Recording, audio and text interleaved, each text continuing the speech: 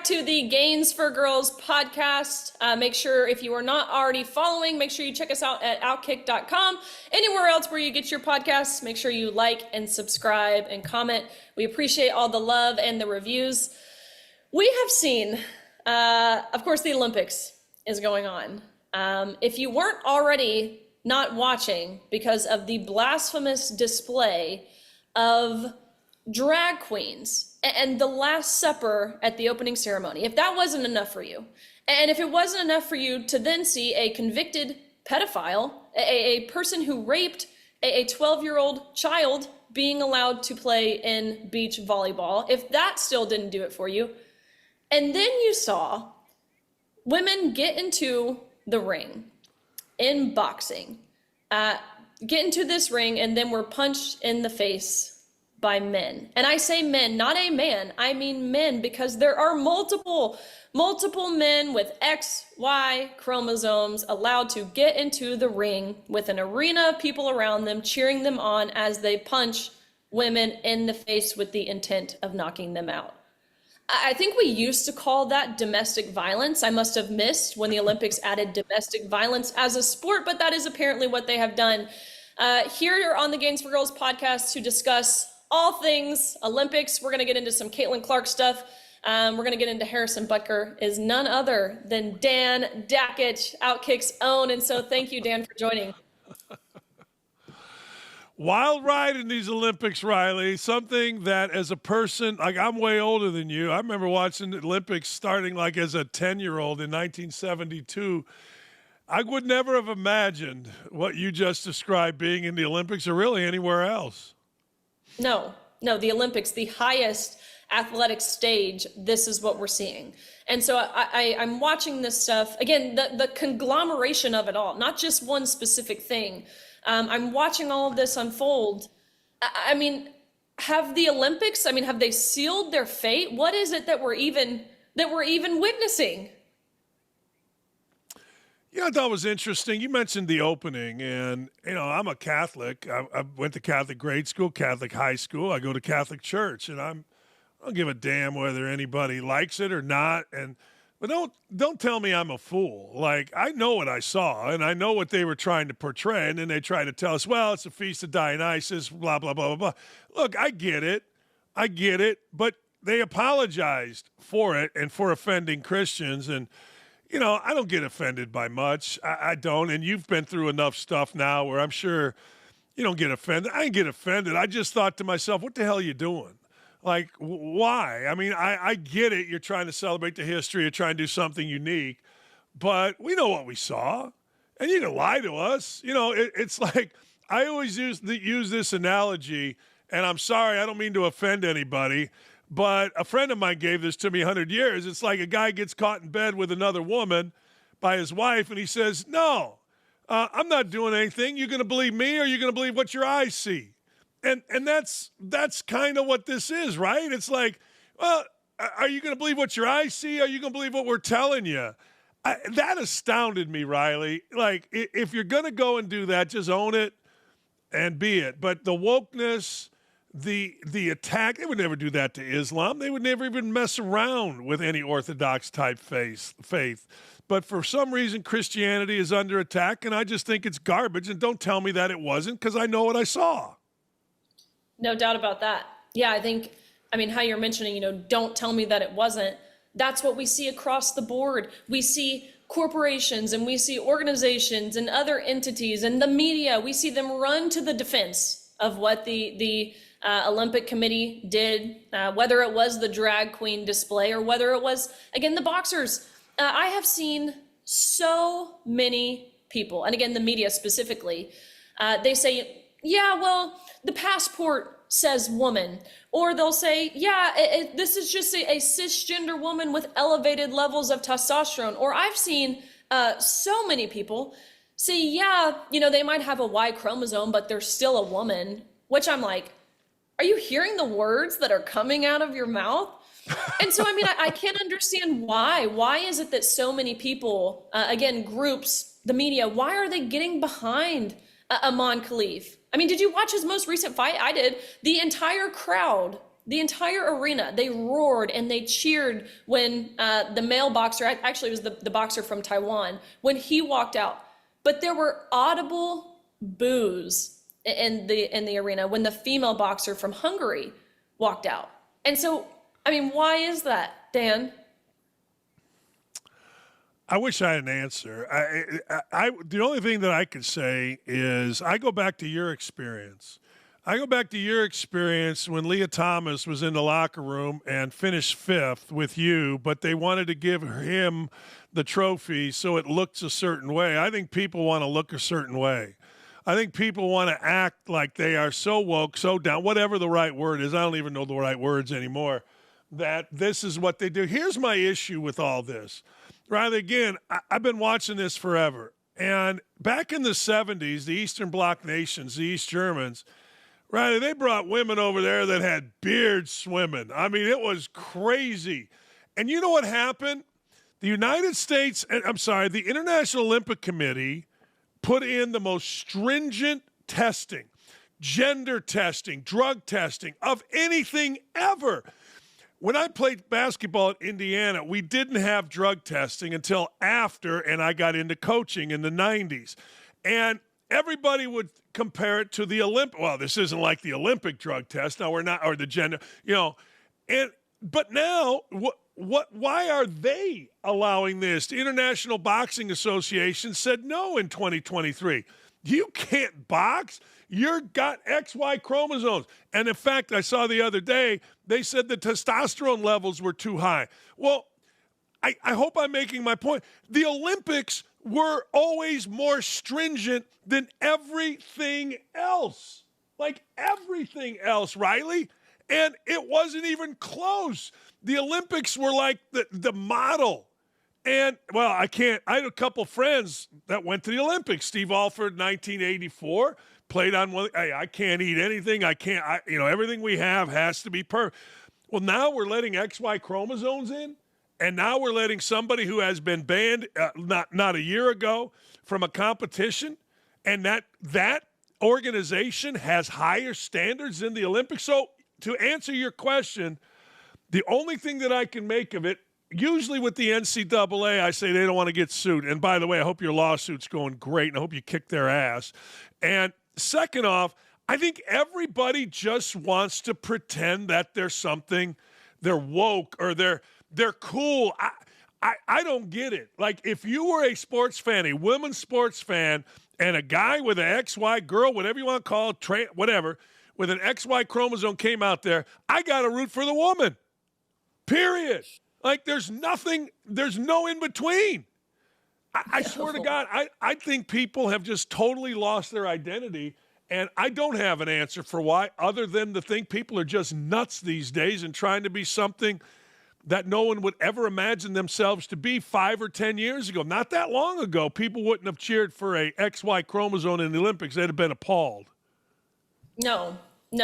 But yeah, now to your point, rather than admitting that it is an XY karyotype that makes a male, you've got Thomas Bach, who is the president of the IOC, who said in a press conference, well, we're going to look at the passport, the birth certificate, which can easily be falsified. We see that here all the time in the US. And you mentioned these sex verification tests that the Olympics used to do.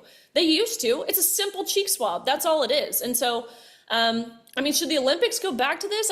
I saw a recent poll that said over 80% of female athletes are actually in support of a cheek swab test. Because back in 2016, a lot of people don't even know this, Dan, but back in 2016 in the women's 800 meter, the top 3 finishers all had a Y chromosome in the women's 800, which now World Athletics, which is the governing body of track and field events, the international governing body, they've now banned athletes with a DSD, which I believe is the case of Aman Khalif and Lin Yuting. Here's what we do know so far. There was a press conference yesterday in Paris by the IBA. I wrote some notes down. Redux, which is a group, they've done some really awesome reporting. But what we do know is that both boxers, were initially subjected to a chromosomal test by an independent laboratory in Istanbul after the IBA received complaints from coaches and competitors during the 2022 Women's World Boxing Championships. Both boxers were then retested after failing the first time in 2022. They were retested again in India during the 2023 Women's World Boxing Championship to clarify and confirm the prior results. Again, the test came back. These athletes failed the gender eligibility requirements, which is merely to have two X chromosomes. The boxers were then informed of the results of the test in writing. Both boxers were given the opportunity to appeal the findings to the Court of Arbitration for Sport.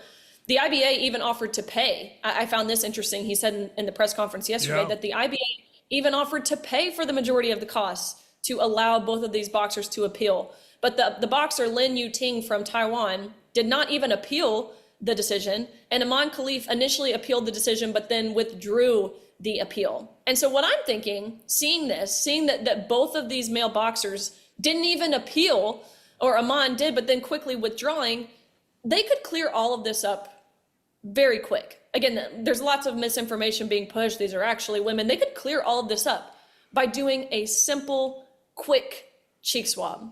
What do you think? Well, I don't think it's going to happen. And I always wonder this, because Riley, I always think there's a backstory. So I read about that appeal, and I read about how they both were offered, we'll pay for the appeal. You go ahead and do it. Let's see what happens. I wonder if, and I always think this, I wonder if they said, you know what, okay, we're going to lose the appeal, but the Olympics is going to take us, and we'll make it up there. Like, and again, I go back to what I said earlier, going back to the 70s and I think early 80s, the nation was outraged that, you know, girls were cheating so bad with testosterone and chromosomes and all that hormone, whatever the hell it was. And people were outraged. They demanded the Olympics do something different. Now, the Olympics, again, just my opinion, I don't have anything to base this on other than paying attention. It seems like to me the Olympics are giving in. Whereas, I've always said this, Riley, if you raise the bar for people, they will reach it. If you lower the bar for people, they will reach it. And I feel like in this instance, these two boxers said, all right, it's not worth it. We're going to lose. But we know we can get in the Olympics because everything doesn't, as you know, everything doesn't happen in a vacuum. They have representatives, they have coaches who are probably talking to Olympic people. But again, you got a cheek swab test. Very simple. You do it, you use it, you say, I'm sorry, you can't compete, or here's the results, you can't compete. But here's even farther, Riley. I swear to God, and this is, again, just me, doesn't have to be you. I don't trust anybody to tell me the results if they're negative. Like, I don't trust anybody because people might feel that there's some type of backlash. We have to push this agenda. We have to be a part of the woke, silly, illegal, unfair agenda, or else I don't know what's going to happen. Nothing really, but people are afraid of the unknown. I swear to God, I am so distrusting of this organization, the Olympic organization now. They can give a cheek swab, and you better get like 5 different independent organizations to give us the results. Because frankly, what I've seen, the difference from when they decided to put all tough stuff in to now is absurd, just absurd. Isn't it sad that you can't trust the IOC in the same way that we can't trust the FBI, in the same way that we can't trust the Secret Service, in the same way that we can't trust our government? It's really tragic, actually, that we even have to question these things. But all, again, Riley, if I may, come on. Here, this is my answer. All right, I have an answer. Everybody says, well, you're complaining, give me an answer. I'll give you my answer. Leah Thomas is a dude transitioning to a woman. Go compete against the men. There's a softball player at Yale who was a woman transitioning to a man. She was playing on the Yale softball team. So why is a woman transitioning to a man and a man transitioning to a woman both competing against women? I say this, you want to be inclusive, I want to be inclusive. If you're transitioning, everybody go play against the men. Woman to man, play against the men. Man to woman, play against the men.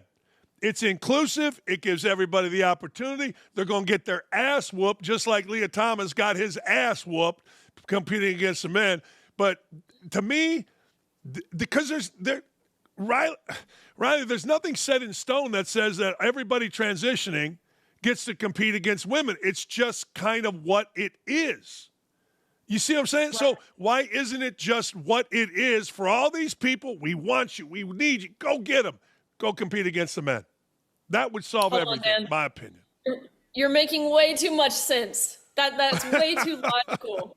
It would never work. But really, it's the women's category that has become the catch-all here. Yes. We're seeing this on the international stage. We're seeing it at the Olympics. But what we saw last week, the same day that first fight with Amon Khalif took place, the same day here in the U.S., the Biden-Harris administration, they illegally, administratively rewrote Title IX, and it went into effect on August 1st, which is, detrimental. It abolishes Title IX. And that's what the Democrats, that's what Kamala Harris, that's what her new VP pick, don't even get me started on him, what he's done in the state of Minnesota, that's what they support. One thing I do want to ask you about, because I found it so interesting, really. We know media bias exists, right? I've known that high school, college, right? Before I was ever heavily involved in this space. But I was so shocked, Dan, when I was watching the fight, the most recent fight. NBC, right? They have had their lips locked about the controversy. They haven't said a single word about these boxers failing these gender eligibility requirement tests, and they won't. But what about other outlets like ESPN? The only sports outlet I've seen cover this topic, the male boxers, thoroughly is OutKick. Where's ESPN? I'll tell you exactly where ESPN's holding on to their agenda. I'll tell you what else is disgusting to me, and this will always be disgusting to me. You have women on ESPN who I think are complete frauds. I've always thought they're complete frauds. They got mad at me one time. One of the heads, a woman named Stephanie Truly, got mad at me one time, and she called me up. I said to a woke professor, she said, "I'll go at it in the pool with you." I said, "I'm not going at it in the pool with anybody that isn't my wife." And I did kind of turn her words around, but I don't care. She was turning them around on me. One of the heads of ESPN called me and told me, "Well, Dan, the women of ESPN are upset and uncomfortable with what you said." I said, "Let me tell you something.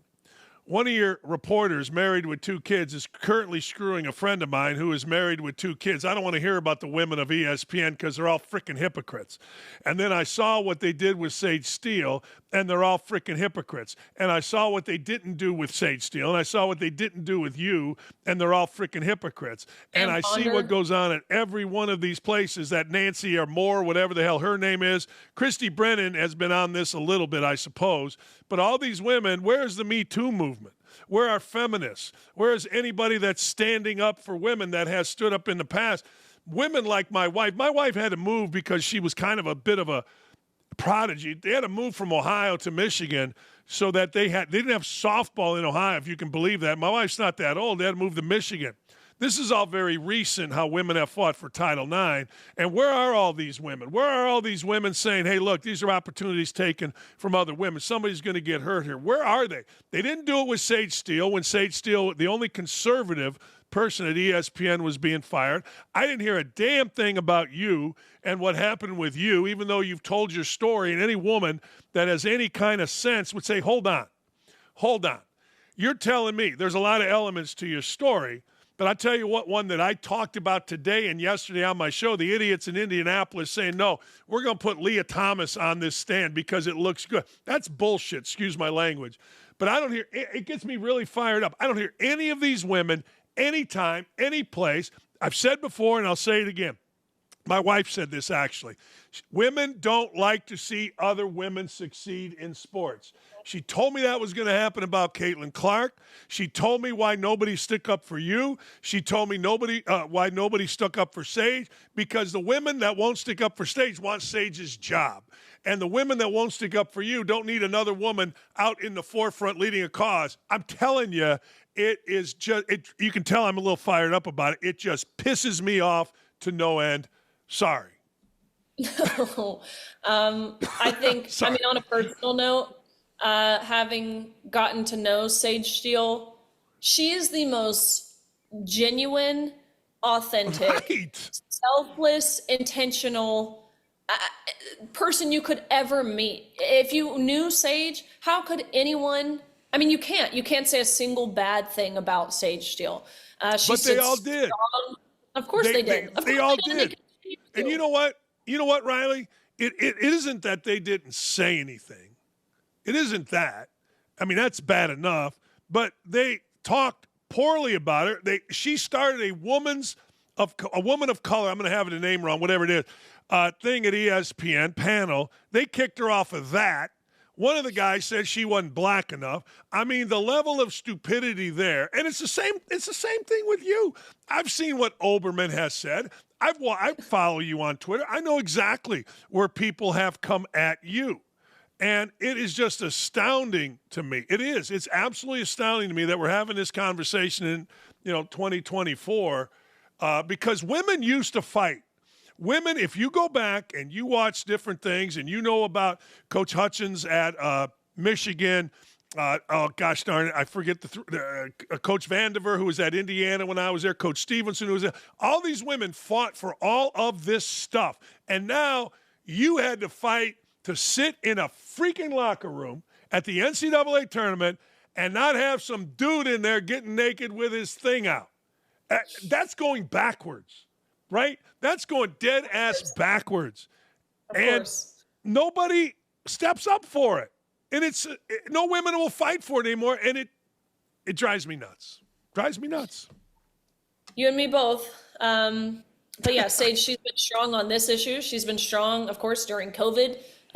You mentioned the BLM. I mean, let me tell you, I've been called this past week, 2 weeks, I have been called a white supremacist more than I've been, I mean, racist, you name it. They've labeled me that these past 2 weeks or so, because I put out a tweet the other day saying that I personally did not believe that LeBron James should be the flag bearer for the United States, representing the United States at the Olympic Games at the opening ceremony. And I said that because this is a person who has actively knelt for the anthem, denouncing our flag, what it means to be an American, the people who fought for that flag and our freedoms.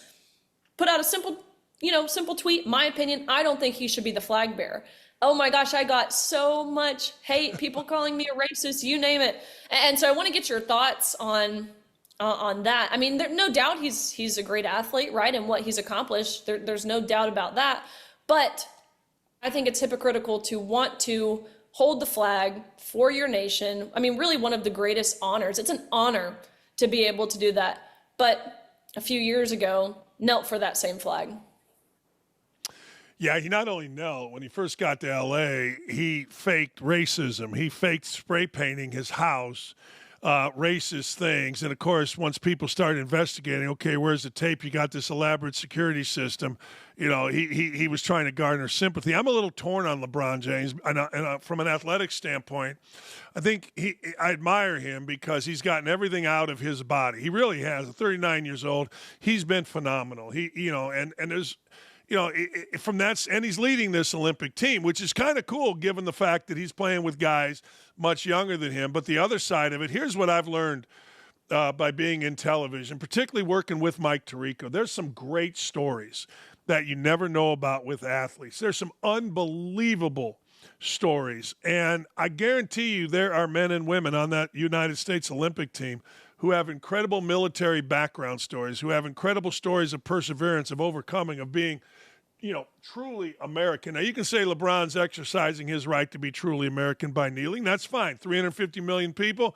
You got 350 million opinions on that, I'm sure. But my thing, again, I go a little bit to the leadership of it.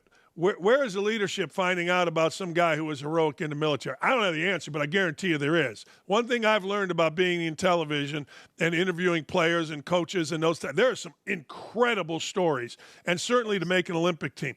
They could have found those. They could have found those easy as opposed to a guy like LeBron James, who is so divisive, and he's divisive in his comments about white people.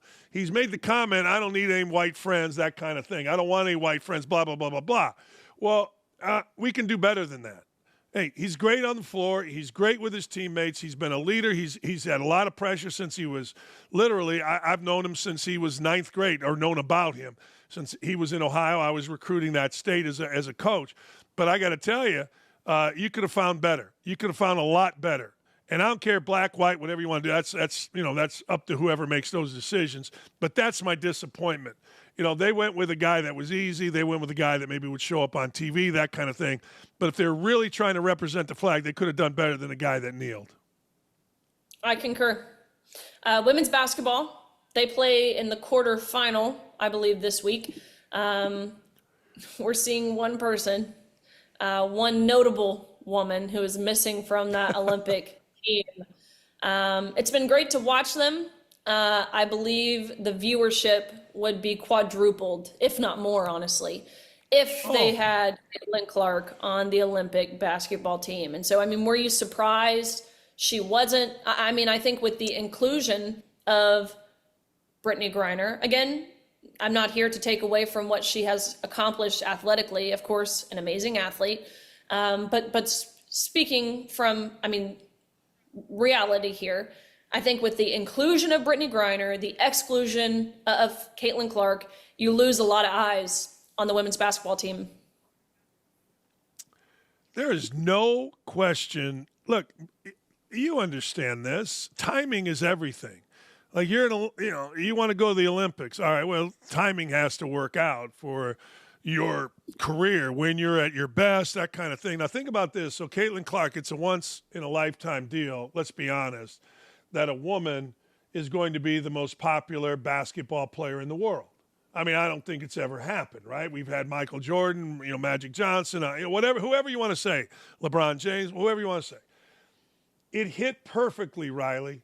It hit perfectly. Caitlin Clark hit perfectly that her popularity, the immense growth in an Olympic year, and they were too stupid to recognize it. They were too stupid after years and years and years of saying, look at us. We're really good. This is a really fun sport. Grow our game. Okay, you have the most popular woman in modern basketball, worldwide.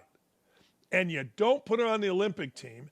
And the reason you don't put her on the Olympic team, and again, I go back to my wife who told me this was going to happen, the old guard, 27 years, angry, old, and maybe this gets me in trouble, but whatever, lesbians. They're mad at the straight little white girl. They could not stomach it.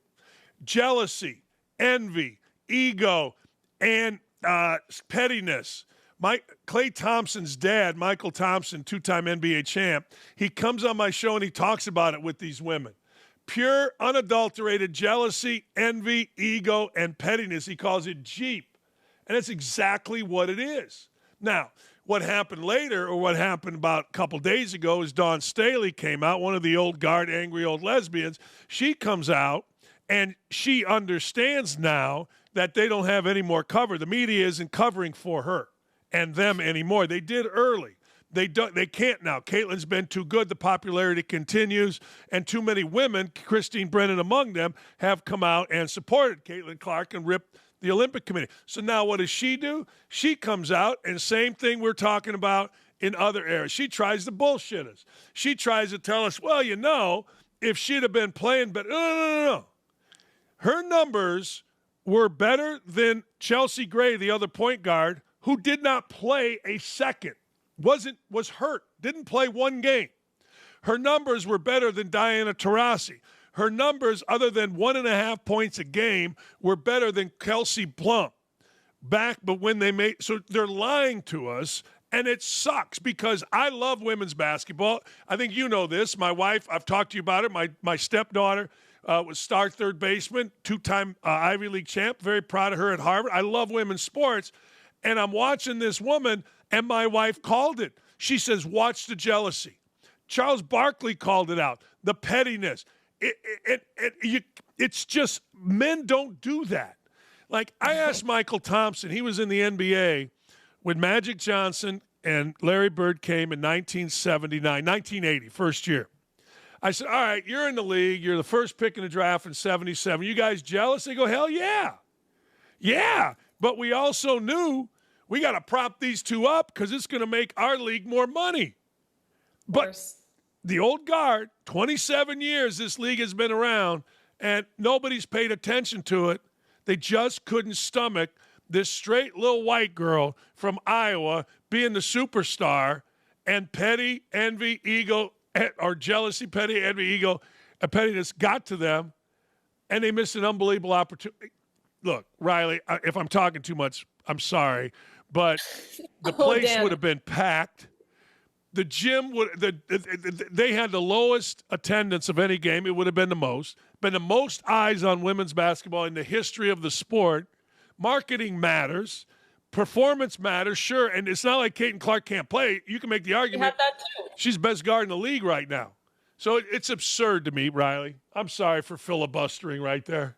No. Well, that's why I have you on, because no one has the knowledge and the perspective and the insight and the passion that you do. And yeah, so you speak of jealousy, right, from the players. We've all seen the feud with Angel Reese, right? Or even Jamel Hill or Joy Reid, or these women who say that Caitlin Clark has tall privilege, which is the silliest thing I've ever heard, pretty privilege. I haven't personally really heard Caitlin Clark and pretty in the same sentence. Straight privilege and white privilege. That's what they say Caitlin Clark has. Whatever, I agree with you. It basically amounts up to jealousy. Know what she's got? Yeah, tell me. She's got kick your ass privilege. That's the privilege Caitlin Clark's got. And you know what else she's got? She's got it is, and she's got. I understand my fans' privilege. I went to a game, couple couples, friends of mine in town, so they gave us. We went there, and I swear to God, I've been to a lot of events, and we got there an hour and a half early. We're going to have drinks and dinner across the street from Gainbridge Fieldhouse, and they have this area where kids play basketball next to it, and I've never seen in my lifetime, even going to Indianapolis Colts game in Peyton Manning's heyday, when a lot of people wore number 18 jerseys. Riley, I've never seen so many jerseys for one person in my life. I mean, I've never seen it. Like, I'm talking about every little kid, every adult, everybody was like a 22 Iowa jersey, a 22 Fever jersey. It was unbelievable, and part of the reason is I talked to the people with the Fever is she's so accommodating to everybody else. She's so gracious with her time, and I've also said this, Riley, while everybody else is losing their mind, we had the creepy reporter here, Greg Doyle, that asked her that, and he's just a creep of magnitude I can't even tell you. But so many people around her have lost their mind, and she handles everything perfect, man. It's kind of like you. You handle everything great while everybody else is losing their mind, calling you all this. It's true, seriously. I pay attention to this stuff.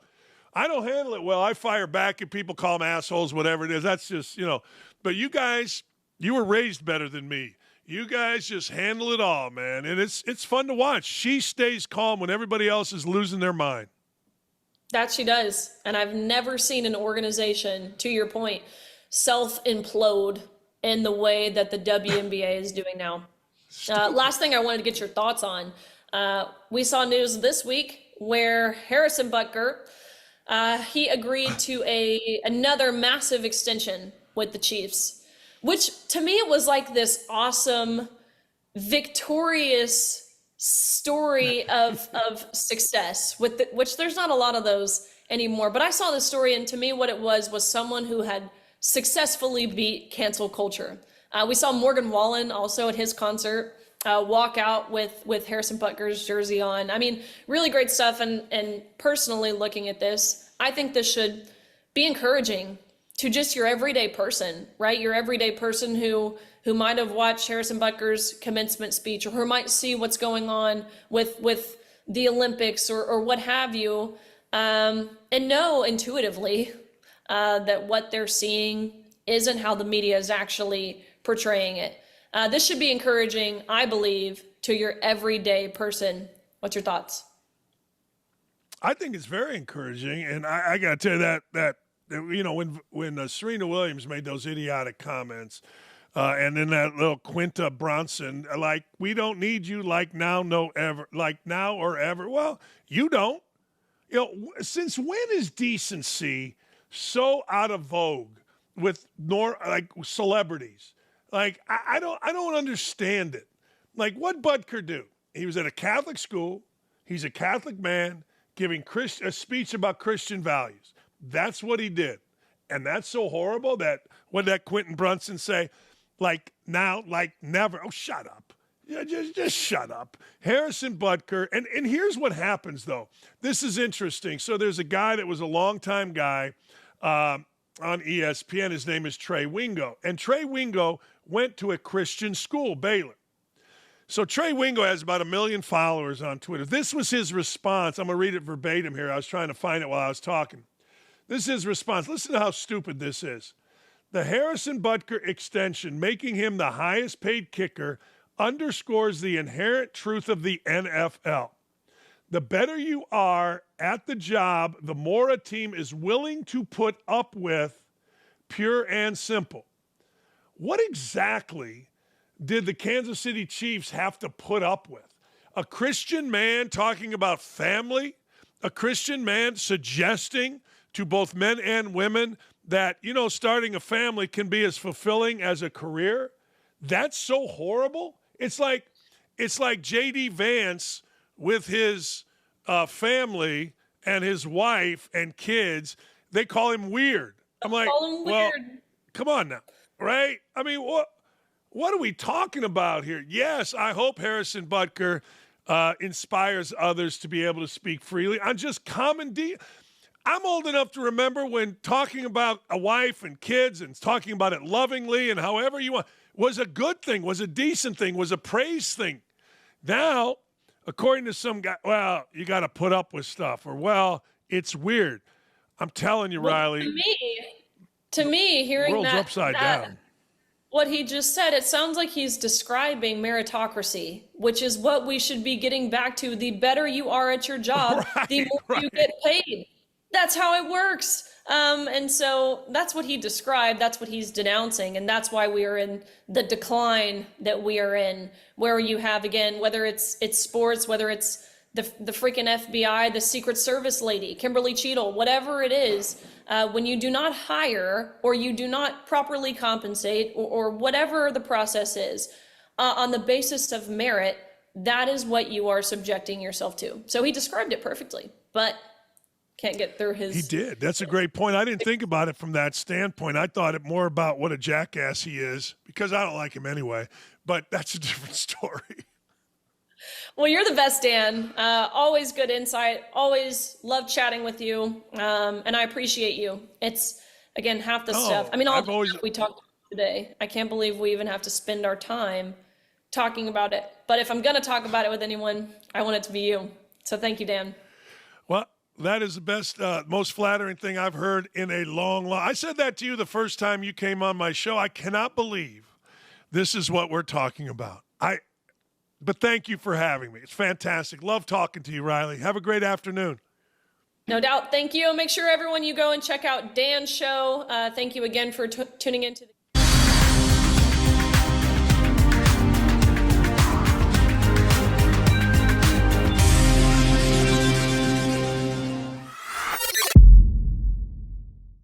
Hey everybody, thank you so much for watching. The fight to save women's sports and restore common sense is far from over, and I continue the conversation every week.